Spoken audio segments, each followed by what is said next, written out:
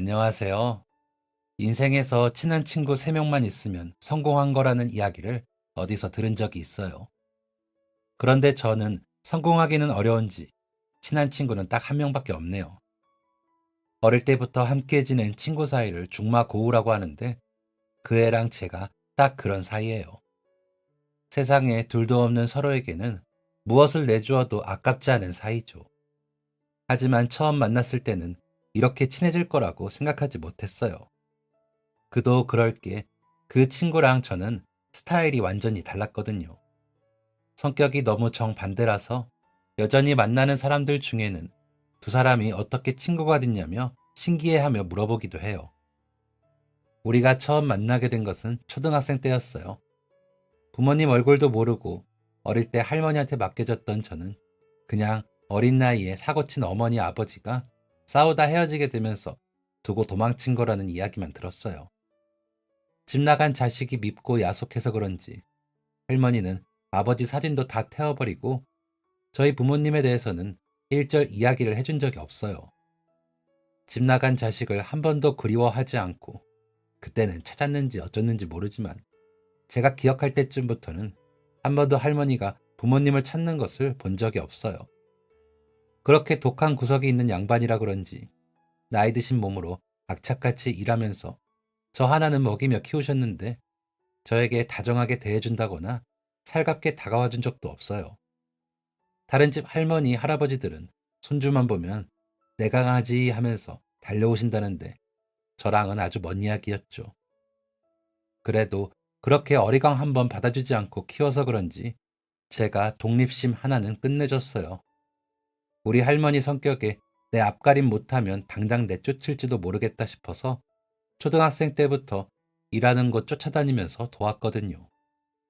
할머니가 일하러 나오라고 한 것도 아니고 어린애가 돈 못 벌어온다고 면박을 주신 것도 아닌데 그냥 저 스스로 늘 빚지는 기분을 느꼈던 것 같아요. 그래서 어떻게든 내가 한 사람 몫은 단단히 해야겠다는 생각이 있었던 거죠. 그때 할머니는 도배 일을 하셨어요. 지금도 도배는 현장 가면 남자분들이 대부분 일하고 있는데 그 당시에 여자인 할머니가 계속 그 일을 하셨다는 게 조금 대단하기도 해요. 물론 할아버지랑 같이 하던 일이라 돌아가시고 나서도 쭉 하셨던 거지만 이게 체력적으로도 업무 강도가 엄청 나거든요. 자재 옮기는 것도 무게가 상당하고 하루 종일 온몸을 움직이면서 하는 일이다 보니까 정말 보통 체력이 아니고서는 버틸 수가 없어요. 어릴 때부터 또래보다 키도 크고 깡다구도 세고 무엇보다 자존심이 보통이 아니었던 저는 동네에서는 이미 골목 대장으로 유명했어요. 여자아이기는 했지만 반에서 남자애들조차 저는 건들면 안 된다고 눈치를 살필 정도였죠. 그러다 보니 남자애들이 놀리거나 억울한 일이 생겼을 때는 여자애들이 다 쪼르르 저를 찾아오곤 했어요. 그러면 저는 그중 친한 친구들을 위해서만 남자애들한테 다시는 제 놀리거나 괴롭히지 말라고 으름장을 놓고는 했죠. 그러다가 초등학교 6학년쯤 한 여자애가 전학을 왔어요. 얼굴도 하얗고 머리도 길고 어떻게 한 건지 그걸 희한하게 따와서 말아왔는데 무슨 발레리나 같았어요. 옷 더러워지면 빨래하기 힘들어진다고 맨날 어두운 색만 입고 다니던 저랑은 아주 다르게 하얀 블라우스에 빨간색 치마까지 입었더라고요.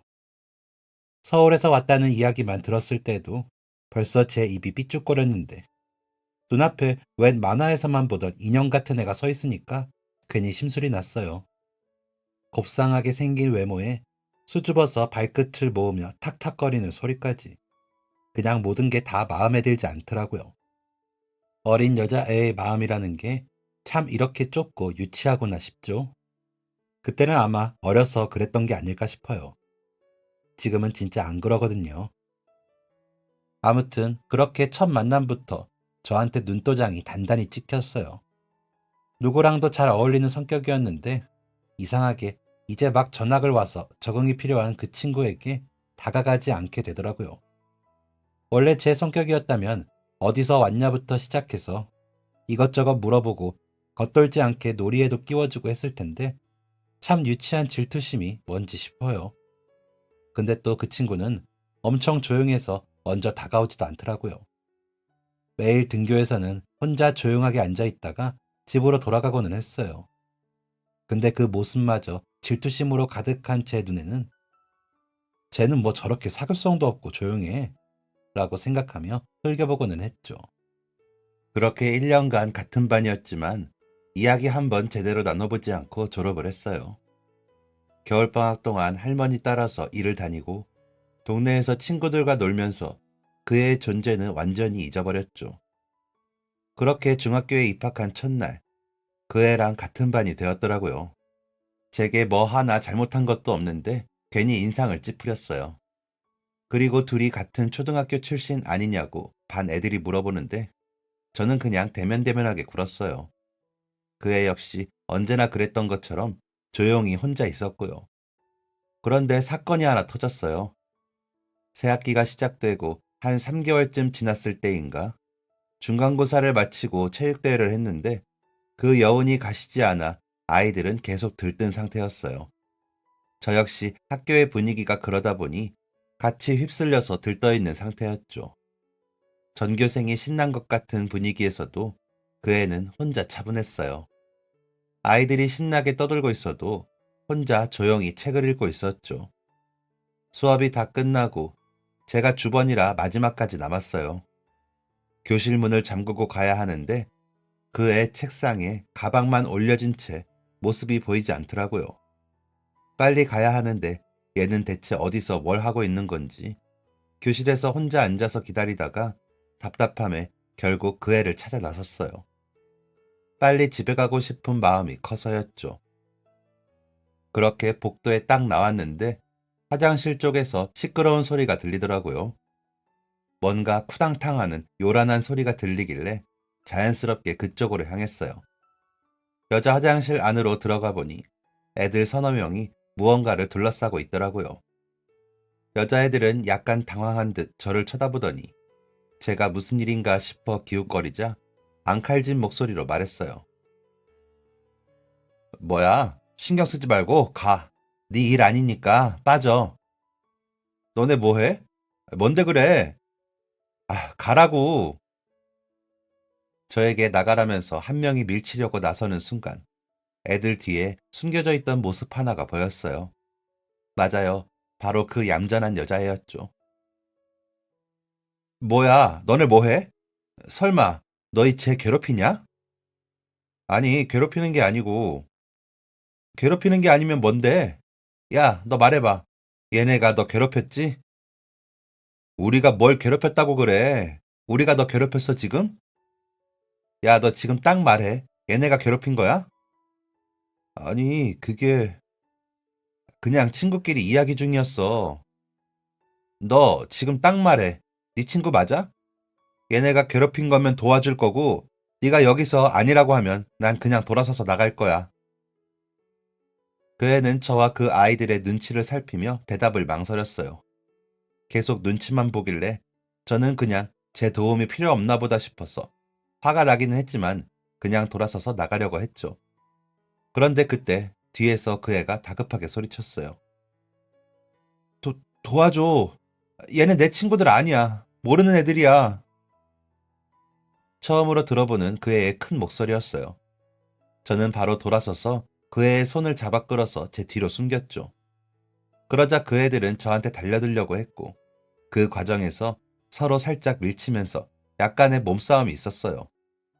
다행히 서로 소리만 치다가 제가 다시는 우리 반 친구 괴롭히지 말라고 으름장을 놓으면서 그 애를 데리고 화장실을 빠져나오는 것으로 사건은 일단락되었죠. 저는 교실 문을 잠그고 교무실에 열쇠를 놓고 나왔어요. 교무실 앞에서 그 애가 저를 기다리고 있더라고요. 제가 길을 나서니까 그 애는 말없이 제 뒤를 쫓아왔어요. 저는 한참을 걸어가다가 어느 공터에 자리를 잡고 앉았죠. 그랬더니 그 애도 걸음을 멈추고 멀찍이 서 있었어요. 뭐해? 앉아. 나? 그래. 미안해. 괜히 나 때문에. 아까 그 애들은 뭐야? 왜 너를 괴롭혀? 나도 잘 몰라. 처음 보는 애들인데 나보고 무슨 어떤 사람이 나를 좋아한다고 체육대회 때 이야기하는 걸 들었다면서. 누가 널 좋아한다고? 근데 그게 뭐가 문제야? 그 애들 중 한 명이 오랫동안 그 남자애를 좋아했나 봐. 그래서 나보고 앞으로 남자 교실 층 근처도 다니지 말고 눈에 띄지 말라고. 뭐? 아니, 그 남자애가 널 좋아하는 건데 왜 너보고 그런데? 자기가 좋아한다는 이야기 하든가 아니면 말지. 왜 아무 잘못도 없는 너한테 그래? 너는 그걸 그냥 듣고 있었어? 아휴, 답답하, 정말. 미안. 야, 뭘 또 사과해. 너 진짜 답답하다. 그냥 나는 괜히 싸움이라도 생기면 일이 커질까봐 부모님이라도 모시고 오라고 하면 아이고, 바른 생활 아가씨라서 부모님 귀에 들어가는 게 무서워? 그 애는 잠시 말을 멈추고 자기 발끝을 한참을 바라봤어요. 그러더니 무겁게 입을 열었죠. 아니, 나 부모님이 안 계셔. 그래서 저는 깜짝 놀랐어요. 전학해온 첫날부터 깔끔한 옷차림에 매일 달라지는 머리 스타일만 놓고 보더라도 누가 봐도 집에서 사랑받고 자란 귀한 집 따님이었거든요. 분명 부잣집에서 멋진 부모님과 특히 사랑이 넘치는 여성스러운 어머니가 매일 아침 머리를 빗겨주는 상상을 혼자 하곤 했는데 정말 놀랄만한 일이었죠. 뭐라고? 나 부모님이 안 계셔. 우리 아버지랑 어머니는 내가 태어나자마자 버리고 도망갔거든. 제가 벙찐 얼굴로 그 애를 쳐다보고 있었더니 눈을 맞추고는 힘없이 웃어 보였어요. 그러더니 또 잠시 생각하다가 다시 말을 이었죠. 우리 엄마랑 아빠는 우연히 일하다가 눈이 맞아서 어른들한테 인사도 안 드리고 자기들끼리 같이 살기 시작했대. 어차피 할머니, 할아버지는 이미 돌아가셨지만 아빠한테는 누나가 있었거든. 그렇게 둘이 돈만 조금 더 모이면 결혼할 거라고 인사도 미루고 살았는데 어느 날 임신을 하게 된 거야. 아빠의 누나. 그러니까 나에게는 고모지. 고모는 임신했다는 사실도 모르고 있었대. 아빠가 말을 안 해서. 그러다가 정작 애를 키우는 게 무서웠는지 아니면 싫었는지 처음부터 아이를 낳으려고 한 게 아니라서 책임지고 싶지 않았나 봐. 엄마는 나를 낳자마자 며칠 되지 않아서 그대로 집을 나갔대. 연락처도 메모 하나도 남기지 않고 갓난아기였던 나를 출생신고를 해야 하는데 엄마가 집을 나가버려서 아빠 혼자 할 수가 없었던 거야. 그리고 아빠도 사실 아직 부모님이 될 준비는 되지 않았고 그래서 오랫동안 자식이 없어서 힘들어하던 고모가 이 사실을 알고 자기가 대신 키우기로 했다고 해. 그래서 나는 고모 자식이 된 거야. 남들에게는 고모가 나에게는 엄마가 된 거지. 그러고 나서 얼마 후에는 아빠도 사라졌어. 어디로 간다는 이야기도 없었고 어딜 갔는지도 모르겠대. 그냥 갑자기 그렇게 없어져 버렸대. 그래도 엄마 아빠가 없는 건 아니네. 고모가 엄마가 되어준 거잖아. 자식도 엄청 간절하셨다며? 그럼 엄청나게 애지중지 키워주신 거 아니야? 맞아, 그랬었지. 그랬을 거야. 나도 어릴 때 그렇게 생각했어. 나 싫다고 버리고 간 엄마, 아빠보다 이렇게 예뻐해주고 사랑해주는 고모랑 고모부가 낫다고. 그런데 아이가 없어서 나를 데려간 고모네 자식이 생겼어. 내가 초등학교 입학할 때쯤 임신이 되었거든. 자기가 배 아파 낳은 자식이라 더 애틋한가 봐. 동생이 태어나고 나서는 나는 집안에서 완전 유령 취급이거든. 언젠가부터는 자연스럽게 차별을 하더라. 전에 전화통화할 때는 나를 데려온 것도 후회하시더라고. 어디 근본도 없는 애를 데려와서 앞으로 뭐가 될지 무섭다고. 이렇게 내 자식이 생길 줄 알았으면 그냥 보육원에 보내고 조금 더 기다릴 걸 그랬다고. 자기 엄마 아빠 닮았으면 쟤도 미래가 뻔하다는 둥. 밖에는 사람들이 보니까 머리도 항상 예쁘고 깔끔하게 해주시고 옷도 잘 사주시지만 집에서는 나한테는 말도 제대로 걸지 않으셔. 학교에서는 어땠는지, 오늘은 무슨 수업을 들었는지, 친구들은 있는지 한 번도 물어보신 적 없어. 그냥 항상 동생한테 양보해라. 잘 챙겨줘라. 그런 이야기가 전부야. 언제인가부터 그런 투명 인간 취급에 너무 익숙해져서 그런지 뭔가 당연한 기분이야. 그래서 학교에서도 뭔가 내가 누군가에게 먼저 다가가도 될지 싶기도 하고, 친구들 사귀는 것도 그냥 자신이 없어서 그런 거야. 친부모님조차 내가 싫어서 버리고 갔는데 누가 날 좋아하겠어. 저는 몰랐어요. 그냥 부잣집 공주님인 줄만 알았는데 사실 이렇게 큰 고민을 가지고 있었는지요. 빚 좋은 개살구라는 게 이런 거구나 싶었죠. 공주님처럼 하고 다니진 않아도 적어도 우리 할머니는 저를 투명인간 취급하시진 않거든요. 조금 무뚝뚝하기는 하시지만 저를 싫어한다고 느낀 적은 없었어요. 약간 측은지심이 생기더라고요. 그동안 내가 괜한 질투심에 눈이 멀어서 이 애를 오해했구나 싶었어요. 조금 더 일찍이라도 제대로 이야기를 나눠보았다면 이 애가 내가 보는 것처럼 얄미운 아이가 아니라는 것을 금세 알았을 텐데, 그동안 제 선입견과 유치한 질투 때문에 가뜩이나 상처받은 아이를 더 외롭게 만든 것은 아닌지 미안했어요. 그날 한참을 공터에서 이런저런 대화를 나누면서 저희는 다른 사람들에게 쉽게 터놓지 못했던 이야기들을 많이 나눴어요. 저 역시 부모님 없이 할머니와 지내면서 제가 가지고 있는 고민과 어떤 심정인지 등을 허심탄회하게 이야기할 수 있었죠. 그동안은 혹시나 약해 보이거나 오히려 아이들에게 놀림거리가 될까봐 제대로 꺼내보지 못했던 속마음들을 마음껏 이야기하다 보니 저희가 앞으로도 굉장히 좋은 친구가 될 수 있겠다는 생각이 들었어요. 그리고 실제로 저희는 그날부터 정말 단짝 친구가 되었어요. 정반대의 성격이라 통할 게 하나도 없을 것 같던 저희는 의외로 비슷한 면이 많더라고요. 좋아하는 가수나 연예인도 비슷하고, 특히 만화 취향도 같아서 학교 끝나고 둘이 함께 책방에 가서 빌려와 우리 집에 와서 한참을 수다를 떨며 깔깔거리고 웃으면서 놀다가 집으로 돌아가고는 했어요. 제가 친구랑 노느라 할머니 일을 전보다 많이 도와드리지는 못했는데 신기하게 별 말씀이 없으시더라고요. 오히려 방에서 만화책을 보면서 깔깔거리고 웃고 있으면 방에 조용히 뻥튀기나 과자를 넣어주고 가시기도 하고, 저녁 먹고 집에 가라며 밥을 차려주기도 하셨어요. 살갑게 다가와서 친구는 이름이 뭐냐, 어디 사냐 같은 질문을 하시진 않았지만 그래도 제 친구라고 잘 챙겨주시는 게 느껴지더라고요. 그동안 혹시나 제 앞가림을 제대로 하지 못하면 할머니가 저를 버리지는 않을까 걱정을 많이 했는데, 그건 그냥 저 혼자 느꼈던 괜한 자격지심이었죠.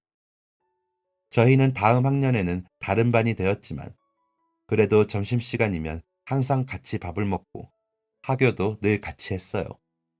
중학교부터 고등학교까지 둘이 함께 참 진득하게도 붙어 다녔죠. 학교 내에서도 유명한 절친이었는데 선생님들도 다들 저렇게 성격도 성적도 같은 점이 하나 없는 애들이 어떻게 저렇게 친구가 되었냐며 신기해하고는 했어요. 그리고 고등학교 졸업하기 전 제 생일날 그 애는 저에게 팔찌 하나를 선물했어요. 생일 축하해. 이거 내가 어릴 때부터 가지고 있던 건데 진짜 은이래. 이렇게 따로 또 쓸 수 있고 두 개를 합칠 수도 있어. 우리 우정 팔찌 하자. 하나는 내가 하고 다닐 테니까 너도 하나 하고 다녀.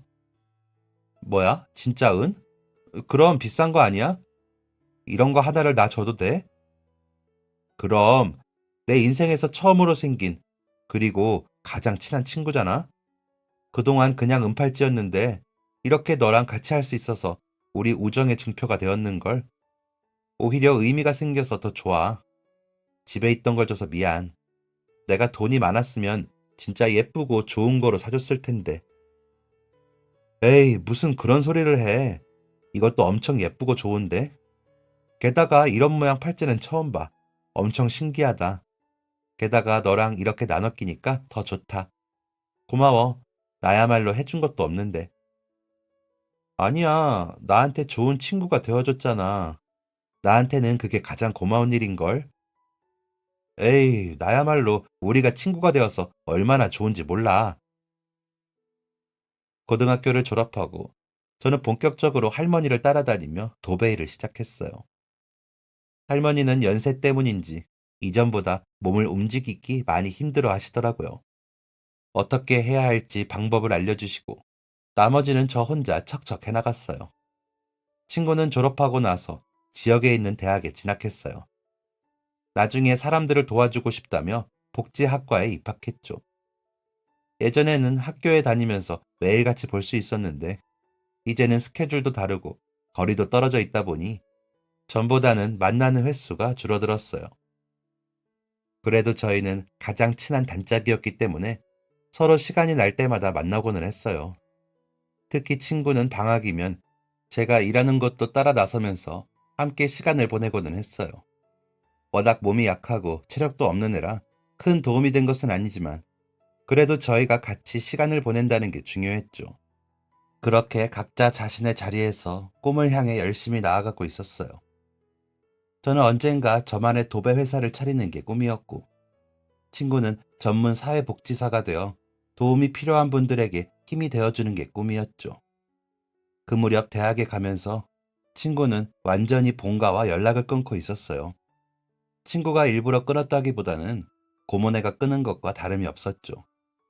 아이 교육을 위해 필요하다면서 친구가 대학에 가자마자 해외로 이민을 가버렸거든요.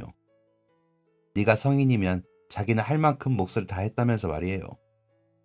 말은 둘째 교육을 위해서 결정한 이민이라고 하지만 사실은 이제 어른이 된 너에게 더 이상 돈도 시간도 투자하고 싶지 않다는 뜻이었어요. 자식과 부모로서 더 이상 연을 이어가고 싶지 않다는 통보나 다름없었죠. 졸업 후 친구는 근처 요양원의 복지사로 취직하게 되었고, 저는 그동안 모은 돈으로 작은 사무실을 구하고 개인 사업자를 내서 도배회사를 차렸어요. 사무실을 낸 지 얼마 되지 않아 할머니가 돌아가셨는데 연세가 많으셔서 갑자기 돌아가신 것은 아니었어요. 또 어디가 몹시 아프시거나 했던 것도 아니었고요. 점점 체력이 없어지시고 누워있는 날이 많으시더니 어느 날 조용히 눈을 감으셨더라고요. 가족이 없어서 장례 절차도 최대한 간소화하였고 회사에 휴가까지 내고 달려와서 도와준 친구 덕분에 무사히 잘 마칠 수 있었어요. 저는 사무실 한쪽에 방을 꾸며 살고 있었고 친구는 요양원에서 제공해주는 직원 숙소에서 지내고 있었어요. 시내에서 조금 떨어진 곳에 자리 잡고 있다 보니 직원 숙소를 따로 제공해 주더라고요. 그런데 어느 날 새벽 요양원에서 급하게 연락이 왔어요. 전화를 받아보니 친구 정보에 제가 비상 연락처로 등록되어 있었다고 하더라고요. 새벽에 당직을 돌다가 갑자기 쓰러진 친구를 응급실로 이송했다면서 어느 병원으로 갔는지 알려주었어요. 저는 미처 잠이 깰 겨를도 없이 잠옷 위에 겉옷 하나를 거치고 슬리퍼를 신은 채로 바로 그분이 말씀하신 병원으로 달려갔어요. 갔더니 친구는 이런저런 검사를 마치고 침대 위에 누워 있더라고요. 한동안 바빠서 서로 못 본 사이 얼굴이 완전히 창백해져 있었어요. 그리고 검사 결과가 나왔는데 기대했던 것과 전혀 다르더라고요. 그래봤자 컨디션이 조금 안 좋거나 과로나 배탈 등 별거 아닌 걸 거라 생각하고 싶었거든요. 그런데 텔레비전에서나 들어보던 심각한 병에 걸렸다고 하니 결과를 듣는 순간 말문이 막혔어요. 그리고 같이 이야기를 들은 친구는 훨씬 충격을 받은 것 같더라고요. 우선 치료를 위해서는 더 큰 병원으로 옮겨야 한다길래 그날은 퇴원하고 우리 집으로 데려갔어요. 집까지 가는 내내 친구는 한마디도 하지 않았죠. 집으로 돌아와서도 피곤하다며 말없이 구석에 이불을 치우고 누웠어요. 저 역시도 어떤 위로를 해야 할지 모르겠기에 말을 아끼고 있었죠. 그리고 친구가 잠든 사이 저는 병원들을 알아봤어요. 의사 선생님이 추천해 주신 곳들이 몇 개 있었는데 거기랑 사람들이 추천하는 다른 병원들이 있는지 알아봤죠. 다음 날 작업을 쉬고 친구와 시간을 보내려고 왔는데 자기는 괜찮다면서 괜히 방해하고 싶지 않다고 얼른 일을 나가보라고 하더라고요. 일을 마치고 돌아오면서 친구가 좋아하는 닭강정을 사서 집에 왔는데 제가 문을 여니까 혼자 화들짝 놀라면서 다급하게 뭔가를 숨기고 있었어요. 대체 뭘 숨기나 싶어서 가까이 다가가니 아무것도 아니라며 더 꼭꼭 숨기더라고요. 뭔가 있구나 싶어서 등 뒤에 숨긴 것을 빼서 들었어요. 친구 손에 있던 것은 웬 종이였는데 자세히 읽어보니 유언이었죠. 너 이게 뭐야? 혹시 모르잖아. 내가 죽으면. 네가 왜 죽어? 죽을 확률이 50%라고 하잖아. 그렇다는 건 살 확률도 50%라는 거야. 치료하려면 병원비도 들고 이 근처에서는 치료도 못해서 멀리까지 나가야 하는데 그럼 교통비나 생활비는 또 어떻게 해? 그 돈 들여서 완치된다는 보장도 없고 그냥 돈 낭비, 시간 낭비하기 싫어. 야, 그게 왜 돈 낭비, 시간 낭비야? 그렇게 해서 네가 살 수도 있는데. 그리고 너 졸업하고 이제 막 꿈을 이루기 시작했잖아. 얼른 나와서 빨리 다시 꿈을 이룰 생각을 해야지. 내가 있잖아. 네가 나을 수 있게 내가 어떻게든 도울 거야. 그럴까 봐. 네가 나 돕는다고 괜히 네 인생 낭비할까 봐. 나는 그게 걱정이야. 나는 그게 싫어. 피 섞인 우리 가족도 내가 어떻게 사는지 신경도 안 쓰는데. 너였으면 너 만약에 반대로 내가 병에 걸렸다면 모른 척 할 수 있어? 그냥 나 몰라라 할 거야? 아니지. 거봐. 똑같이 내가 병에 걸렸다고 했으면 넌 분명 이리고 뭐고 다 팽개치고 와서 나부터 돌보고 있었을걸? 우린 서로에게 가장 친한 친구잖아. 그리고 이제는 가족이나 다름없고 좋을 때만 친구라면 우리가 지금까지 이렇게 돈독한 우정을 쌓을 수도 없었겠지. 힘들 때도 곁에 있어주는 거야. 친구니까. 그 애가 마지막으로 제게 쓰고 있던 편지, 유언장을 시원하게 찢어버렸어요. 그리고 저희는 같이 치료를 받을 수 있는 병원을 열심히 알아보았죠. 건강에 도움이 된다는 음식도 열심히 알아봤어요. 그리고 막 구했던 사무실을 정리하고 큰 병원이 있는 지역으로 이사를 했어요. 도배일이야 전국 어디서든 할 수 있으니까. 사실 어느 지역에서 살던 그건 크게 상관이 없었어요. 다행히 저희가 알아본 병원에서 치료가 가능하다고 했고, 저는 그쪽 지역에 다시 사무실을 얻었어요. 작은 월세를 얻어서 그 친구와 함께 지내기 시작했죠. 친구의 병명은 희돌기교 세포종이라는 희귀 뇌종양이었는데 2번의 수술을 받게 되었고 그 과정에서 한쪽 손이 마비되는 후유증을 겪게 되었어요. 그러며 약이 제대로 맞지 않아서 계속 어지럽고 속이 울렁거린다고 제대로 자리에서 일어나지도 못했어요. 음식도 제대로 먹지 못해 걸핏하면 화장실로 뛰어가 토를 하고 계속되는 공복에 빈혈을 일으켜 다시 수액을 맞는 것을 반복했죠. 치료 과정이 길어질수록 소요되는 시간도 비용도 더 이상 끝을 알 수 없을 정도로 들어갔어요. 저는 제 선에서 가능한 그 애를 도와주려고 했지만 쉽지 않았어요. 저도 이제 막 도배 사업을 시작한 초짜에다가 젊은 여자가 현장에 나타날 때마다 무시하는 사람들이 많았거든요. 게다가 젊은 여자애가 사장이라고 하면 일 자체를 맡기기 꺼리는 분들도 있었어요. 그나마 고향에서는 할아버지 할머니 때부터 도배밥을 먹었으니 다들 일을 맡기는 분위기였지만 여기서는 제 실력이나 경력을 제대로 아는 사람이 드물다 보니까 작업을 따내는 자체부터 쉽지 않았어요. 그래도 가장 사랑하는 친구를 위해서 힘을 냈어요. 일이 들어오면 크고 작은 것을 가리지 않고 뛰어나갔고 틈틈이 친구를 위해서 요리도 배우고 병원 치료도 같이 가고는 했죠. 치료가 길어지면서 친구는 많이 힘들어하고 지쳐갔어요. 이렇게 사느니 자기는 더 이상 살고 싶지 않다고 이야기를 할 때마다 저는 옆에서 어떻게든 힘을 낼 수 있도록 보듬어 주었죠. 잘하고 있다고, 조금만 더 하면 된다고, 거의 다 왔다고, 그렇게 매일매일 용기를 심어 주었어요. 그러던 어느 날, 이번에는 꽤 큰 상가에서 작업 의뢰가 들어왔어요. 단체 룸까지 여러 개 있는 한식당이었는데, 가게 전체 도배를 의뢰했더라고요. 지금까지 이렇게 큰 작업이 들어온 적은 처음이라서 저는 기쁜 마음으로 의뢰를 받았어요. 심지어 가격도 실랑이 없이 제가 제안한 그대로 주신다고 하길래 드디어 일이 풀리는구나 싶었죠. 다만 액수가 큰 데다가 제가 믿을 수 있는 업체인지 확신이 없으니 작업은 계약금과 착수금을 미리 지불하고 중간 정도 일이 되었을 때 한 번, 그리고 모두 마무리되었을 때 최종적으로 잔금을 지급하겠다고 했어요. 원래라면 미리 비용을 다 받고 일을 시작하지만 이번에는 규모도 크고 금액도 크기 때문에 업체 입장에서 바로 돈을 마련하기 힘들다는 점이 충분히 이해가 됐어요.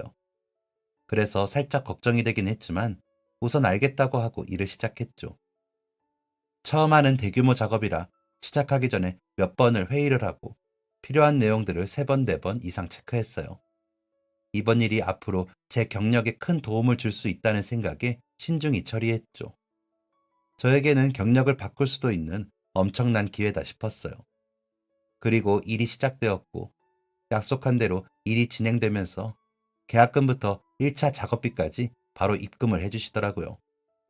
이렇게 큰 규모의 일을 맡겨주신 것도 감사한데 약속된 날짜에 돈까지 잘 주시다니 이번 일은 진짜 대박이구나 싶었어요. 하지만 문제는 마지막에 터졌어요. 몇 주에 걸쳐 작업이 겨우 다 끝나고 일을 잘 마쳤다고 이야기를 했어요. 직접 현장에 와서 보더니 잘 됐다고 하면서 만족스러워 하시더라고요. 그런데 그날은 이미 오전에 큰돈을 다른 곳에 보내버려서 계좌 송금 한도 때문에 잔금을 치를 수 없다면서 다음날 입금을 해주겠다고 하더군요. 지금까지 계약금과 1차 작업비는 이야기했던 날짜에 완벽하게 입금이 되었기 때문에 저는 별 걱정 없이 알겠다고 그렇게 하시라고 했어요. 그래서 다음날 온종일 잔금이 들어오기를 기다렸는데 그날 자정이 되어도 돈이 들어오지 않더라고요. 그냥 하루쯤은 바빠서 보내지 못했을 수도 있겠다 싶어서 며칠만 더 기다려보자 싶었어요. 그런데 다음날 또 그 다음날이 되어도 돈이 들어오지 않더라고요. 결국 문자를 했더니 바쁜 일이 있어서 그랬다면서 얼른 보내주겠다고 이야기를 하고는 또 잠적하였어요. 그렇게 며칠이 일주일이 되고 일주일은 2주일이 되어갔죠. 연락을 할 때마다 매번 다음에 이야기하는데 어느 순간 이건 뭔가 잘못됐다는 생각이 들었어요. 이렇게 가다가는 잔금을 제대로 받지 못하고 넘어갈 수도 있겠구나 싶어서 전화를 했더니 받질 않더라고요. 결국 화가 나서 바로 가게로 찾아갔어요. 그런데 마침 가게의 사장이 나와 있더라고요. 사장님, 뭐야? 네가 왜 여기 있어? 네가요?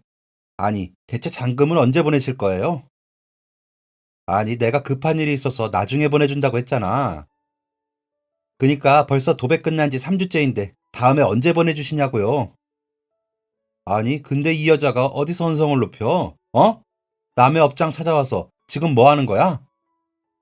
제가 지금 언성을 안 높이게 생겼어요? 벌써 작업 받으신 지가 몇 주 전인데 잔금 치러주겠다고 말만 하고 지금 이게 무슨 짓이에요? 잔금 떼어 먹으려고 그러시는 거예요? 뭐? 떼어 먹어? 아니, 두고 보자 하니까 이 여자가 사람을 뭐로 보고 그깟 푼돈 누가 떼어 먹는다고 그래? 그러면 바로 입금해 주시던가요. 그깟 푼돈을 왜 입금 안 해주시는데요? 아, 그냥 이럴 거 없고 경찰서 가요. 경찰서 가서 이야기하자고요. 아니, 근데 이 여자가 진짜 어이가 없네. 여자가 도배한다고 할 때부터 내가 탐탁지 않았어. 가뜩이나 일도 없을 것 같아서 불쌍한 마음에 맡겼구만. 역시 이래서 남자들 하는 일에 여자가 괜히 나서서는 될 것도 안 된다니까. 야, 그리고 네가 지금 이거 해놓은 걸 봐라. 이게 도배냐? 어? 도배야? 어디 벽지 좀 대충 붙여놓은 것 두고 별 유세는. 뭐라고요? 분명 작업 다 마치고 나서 확인하셨잖아요. 종이 좀 붙여놓은 것 같으면 아저씨가 직접 하시지 그랬어요? 어디 순 사기꾼 같은 게. 철썩. 그때 갑자기 큰 소리와 함께 눈앞이 핑 도는 것 같더니 정신 차려보니 제가 바닥에 쓰러져 있었어요. 도발대발하던 그 사장이 결국 제 뺨을 때렸는데 얼마나 세게 쳤는지 그만 바닥에 나뒹굴듯이 넘어지고 만 거죠. 야, 너 지금 나 쳤어? 아이고, 경찰 불러. 경찰 불러 당장. 뭐? 야? 이게 아주 그냥 갈수록. 지금 뭐 하는 거예요? 바닥에 널브러진 채로 경찰을 부르라고 고함을 치고 그 아저씨는 제가 소리치니까 더 열받았는지 다시 또 한 대 칠 기세로 달려들렸는데 어떤 여성분의 호통소리가 들렸어요. 저희 둘 다 깜짝 놀라서 뒤를 돌아보니 한 중년 여성분이 서 계시더라고요. 그랬는데 그분을 보자마자 그 아저씨 얼굴이 완전 사색이 되었어요. 마치 귀신이라도 본 것처럼 눈이 엄청나게 커져서는 새하얗게 질리더라고요. 대표님, 지금 이게 무슨 일이에요? 그분은 바닥에 넘어진 저에게 괜찮냐고 물어보더니 직접 손을 잡아서 일으켜 주었어요. 그러더니 넘어진 제 옷을 같이 털어주시더라고요. 아니, 그게 괜찮아요, 아가씨? 제가 여기 건물주예요. 무슨 일인지 자세히 말해줄래요? 저는 이때다 싶어서 그분에게 그동안 있었던 일들을 이야기했어요. 잔금을 나중에 치르기로 했고, 도배는 끝났지만 벌써 3주가 지나도록 돈이 입금되지 않았다고요. 몇 주 동안 계속 연락을 했는데 나중에 주겠다는 이야기만 하길래 결국 참다 못해 찾아왔더니 소리치고 화를 내면서 제 뺨을 때려 넘어져 있었다는 말까지 했죠.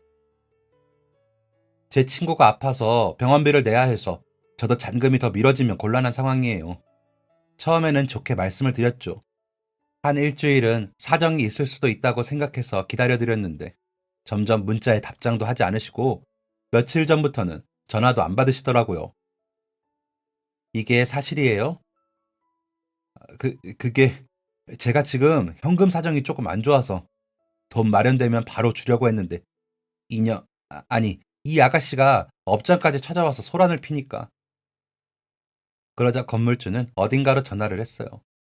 뭐라고 잠깐 이야기를 하더니 끊고는 그 악덕 사장에게 말하더군요. 현금 생길 거예요. 돈 들어오면 당장 갚아요. 그리고 이 아가씨 뺨 때린 것까지 보상하세요. 안 그러면 경찰에 신고하는 건 물론이고 이 아가씨가 당신 쫓아다니면서 낭비한 시간에 대한 보상, 내 건물에서 소란 피운 것에 대해 이미지가 실추되어 입은 피해, 당신이 때린 것 때문에 이 아가씨에게 생긴 정신적 피해 보상과 그걸 보느라 제가 겪은 트라우마까지 민사소송으로 끌고 가서 몇 배로 괴롭게 해줄 테니까 그렇게 알아요. 그리고 건물주분은 바닥에서 제가 떨어뜨린 팔찌를 주었어요. 그런데 팔찌를 딱 잡더니 잠시 멈칫하더라고요. 혹시 제가 좀 자세히 봐도 될까요? 그분은 한참을 팔찌를 살펴보았어요.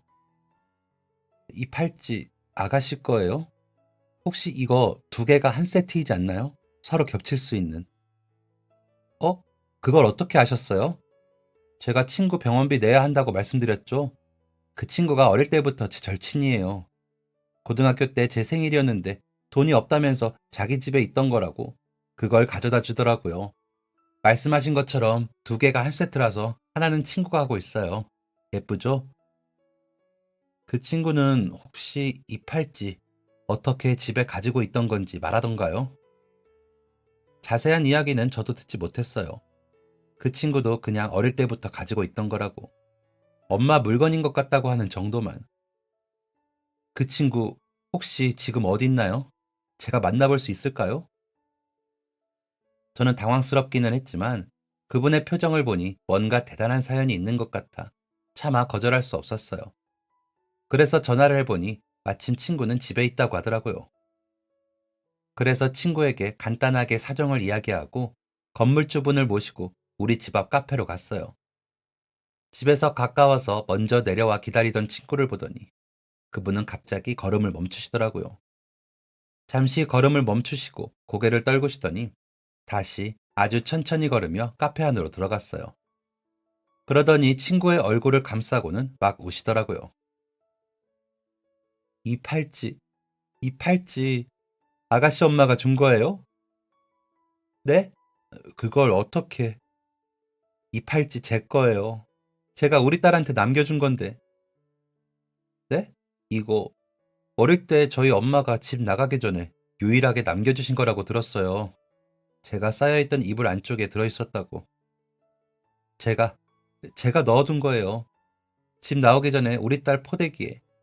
나중에 꼭 찾아온다고. 그래서 남겨두고 간 거예요. 그 안쪽에 보면 날짜가 쓰여 있을 거예요. 그게 제 생일이에요. 어릴 때 저희 부모님이 은으로 공예를 하셨는데 제 생일 선물로 만들어준 거거든요. 오래오래 간직하고 있다가 나중에 자식 태어나면 물려줘야지 했던 거예요. 팔찌의 안쪽에는 날짜가 쓰여 있었습니다. 오래전부터 알고 있었죠. 건물주분은 주민등록을 보여주며 날짜가 일치함을 확인해 주었어요.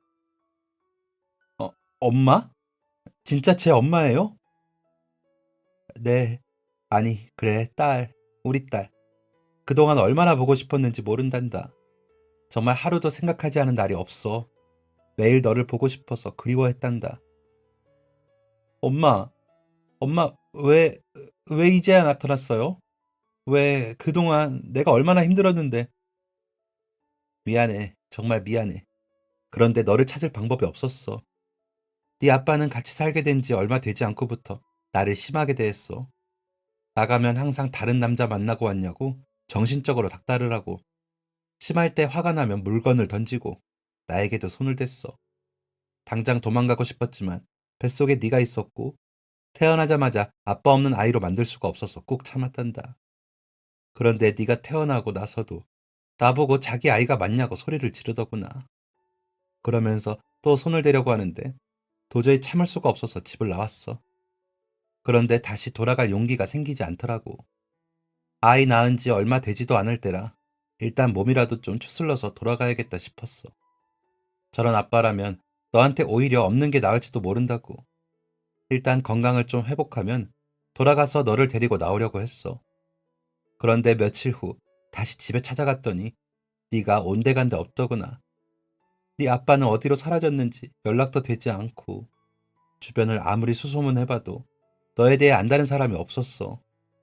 그나마 누군가 네 고모가 너를 키우기로 했다는 이야기를 듣고 동네까지 찾아갔었는데 며칠 뒤 또 이사를 갔다고 하더라고.